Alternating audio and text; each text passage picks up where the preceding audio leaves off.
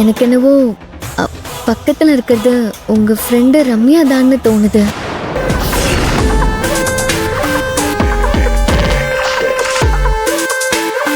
ரம்யா தானே?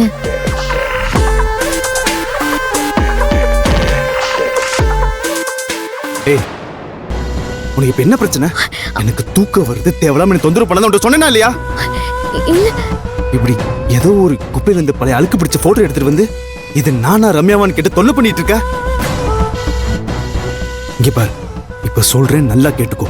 இந்த போட்டோல இருக்கிறது நானும் இல்ல, என் பக்கத்துல இருக்கிறது ரம்யாவும் இல்ல. சும்மா ஏதாவது கேட்டுட்டே இருக்க. பிடி போ.